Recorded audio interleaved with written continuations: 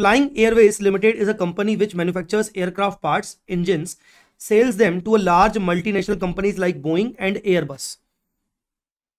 1st April 11, the company began the construction of a new production line. Company new production line. बेटा new production line मतलब factory. Production line मतलब factory. In its aircraft parts manufacturing shed. Cost relating to the production line are as follows. क्या क्या cost है? बेटा ये important है, इसके ऊपर इंस्टीट्यूट ने एक एमसीक्यू केस सिनेरियो भी डाला हुआ है। इंस्टीट्यूट ने इसी क्वेश्चन के ऊपर एक एमसीक्यू केस सिनेरियो भी डाला हुआ है, ये इंपॉर्टेंट है। Cost of the basic materials list price 12.5 million less 20% discount. तो 12.5 मिलियन मतलब ये हो गया 12.5 लाख। 12.5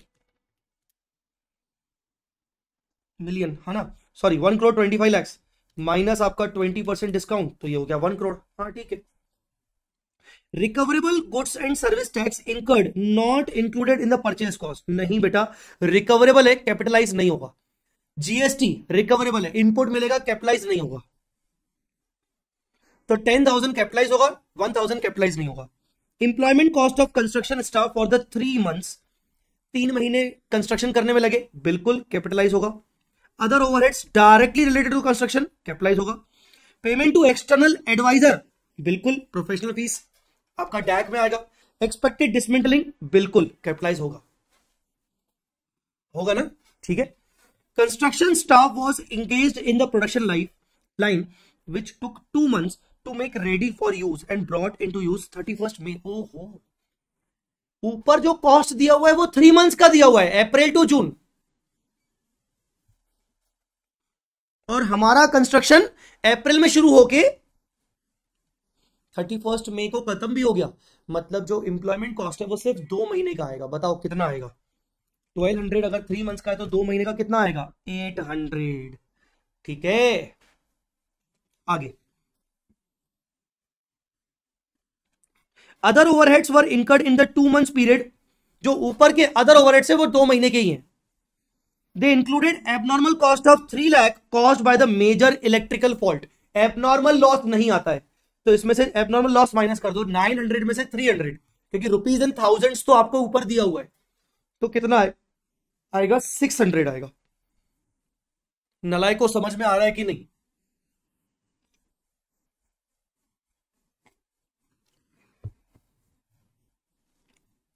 समझ में आ रहा है कि नहीं?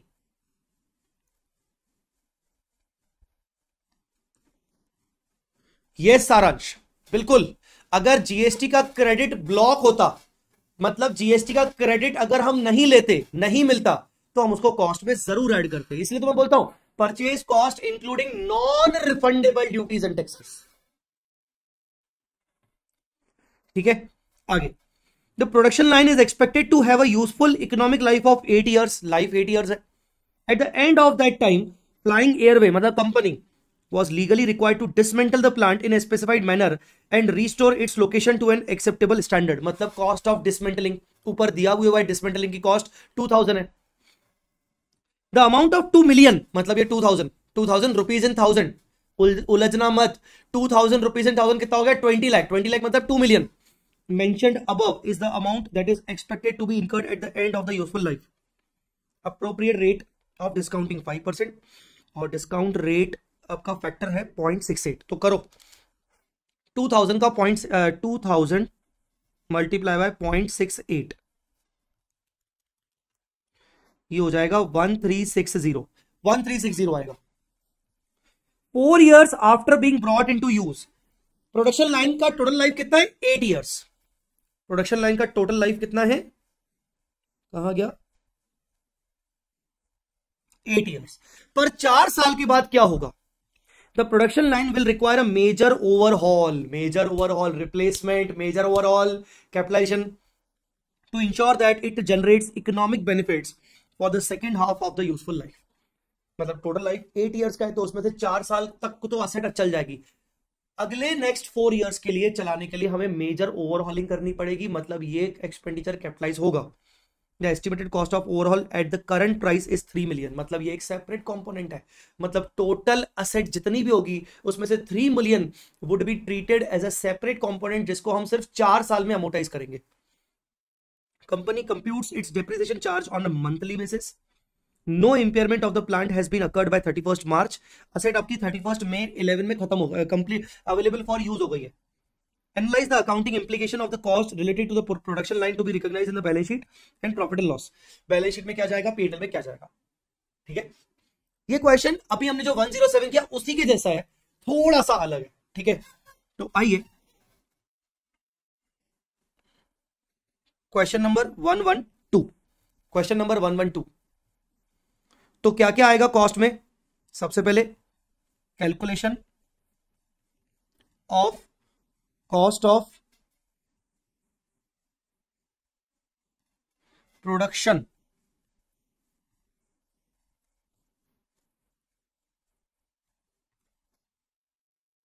Line, cost of production line. ठीक है, तो क्या क्या आएगा पर्टिकुलर्स और अमाउंट करके। सबसे पहले basic material, material cost 10,000 plus GST recoverable नहीं आएगा, not a part of cost, plus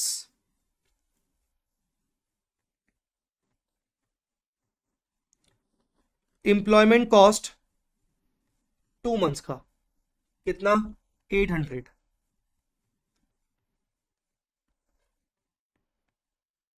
overheads directly attributable excluding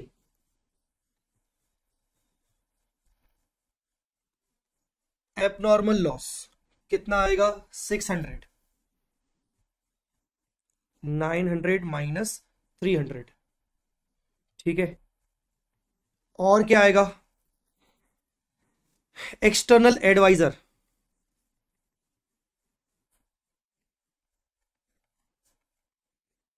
fees, ये कितना आएगा 500।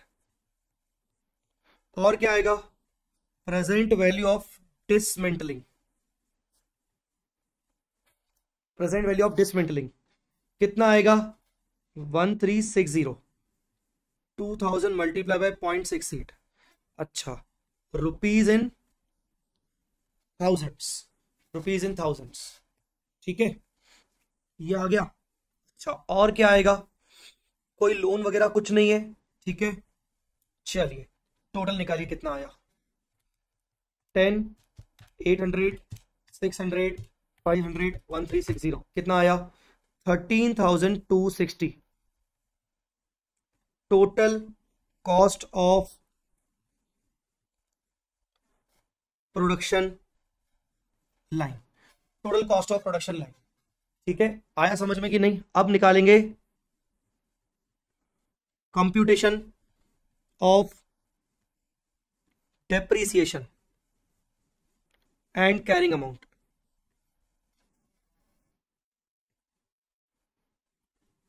डेप्रीसिएशन और कैरिंग अमाउंट का कंप्यूटेशन,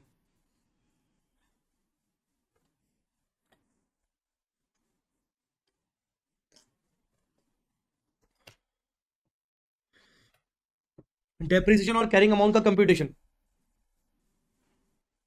बोलो क्या होगा उसके लिए। 8 years पर 2 components,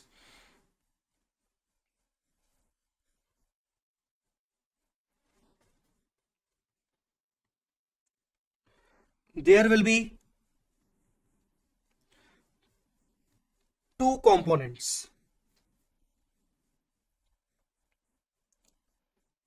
of production line,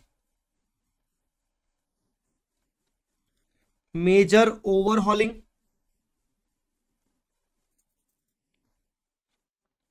with 4 years life और दूसरा other part with 8 years life. ठीक है, तो 2 कंपोनेंट हो गए। तो मेजर ओवरहॉल और अदर कॉस्ट ऑफ पीपीई, यहां 3 मिलियन होगा।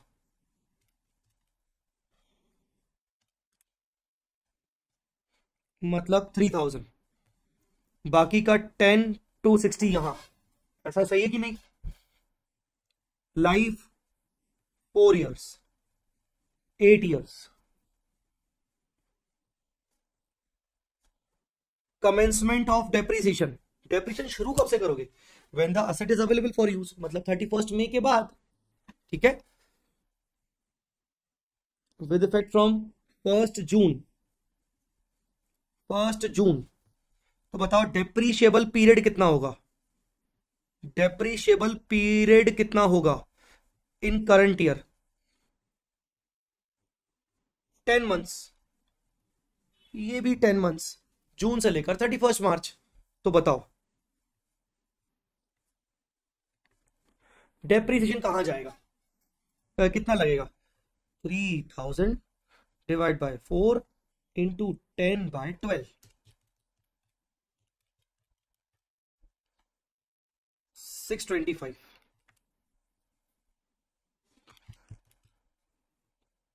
10 से 260 डिवाइड बाय 8 इंटू 10/12, 1068.75, ये हो जाएगा डेप्रीसिएशन। बोलो बेटा, कंप्यूटेशन ऑफ डेप्रीसिएशन सबको क्लियर है? अब वो क्या पूछ रहा है? वो पूछ रहा है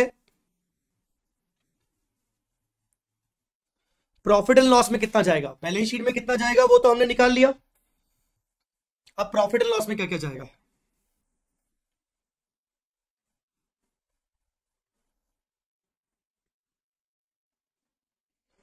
expenses and cost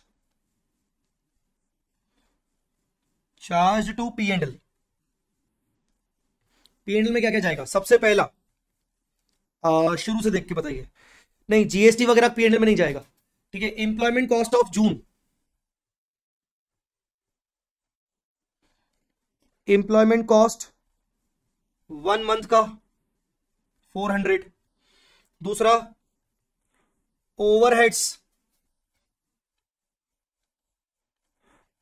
abnormal loss कितना? 300। बोलो बोलो, और क्या जाएगा? हाँ, डिसमेंटलिंग कॉस्ट। ध्यान से देखिए, आपने प्रोविजन कितना बुक किया था? 1360 का। तो अब इसके ऊपर आप इंटरेस्ट लगाओगे, interest on provision for dismantling. 10 months का आएगा ना, अनवाइंडिंग ऑफ डिस्काउंट। इसको क्या बोलते हैं बेटा? Unwinding of discount. डिस्काउंट का अनवाइंडिंग होगा कितना sir? 1360 multiply by 5% multiply by 10/12, 10 months का 1360 ना, सॉरी 1360। हाँ मैंने सही लिखा, शायद 50 बोलने में आ गया था। क्या आएगा? 56.67। ठीक है, इंटरेस्ट आएगा। इंटरेस्ट के अलावा और क्या आएगा? डेप्रीसिएशन।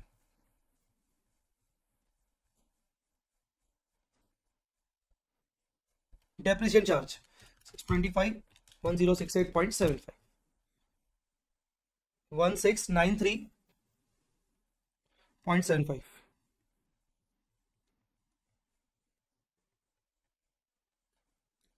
ठीक है, तो पी एंड एल में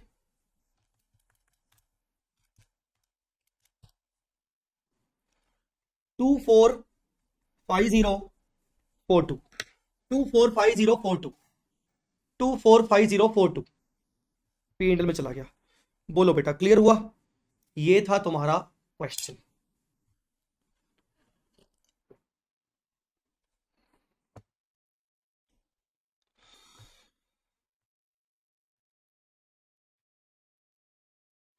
अच्छा, इन्होंने देखो राउंड ऑफ किया है 1069, इन्होंने राउंड ऑफ किया है, हमने राउंड ऑफ नहीं किया, कोई फर्क नहीं पड़ता। 57, हमने भी 56.67 वही किया है, इन्होंने राउंड ऑफ किया है, ठीक है। हाँ, बैलेंस शीट का एक्सट्रैक्ट देख लो उन्होंने बनाया है, बैलेंस शीट में क्या क्या डाला है। अब बैलेंस शीट में, अच्छा कैरिंग अमाउंट तो हम यहां पर लिखना ही भूल गए, तो कैरिंग अमाउंट कितनी होगी असेट की, असेट आपकी कितनी थी 13260 ये वाली, माइनस 625 और 1068.75, तो ये हो जाएगा 11566.25, 11566। और अलग से बैलेंस शीट में लाइबिलिटी साइड आपका प्रोविजन फॉर डिसमेंटलिंग 1417, 1417 कैसे आया, 1360 का प्रोविजन बुक किया था प्लस इंटरेस्ट 57 का, तो 1417 का आ गया। तो बैलेंस शीट का presentation, extract of PNL, PNL में आपको डेप्रिसिएशन आ गया, फाइनेंस कॉस्ट आ गया, अदर कॉस्ट आपने लिखी नहीं, ठीक है ना, अदर कॉस्ट इसमें आपने लिखी नहीं, उन्होंने थोड़ा सा एक्सट्रैक्ट बनाए हैं, ठीक है। कैरिंग वैल्यू कितना आया, प्रोविजन फॉर डिसमेंटलिंग, आपने एक्सट्रैक्ट बनाया पीएनएल का और बैलेंस शीट का। बोलो जी।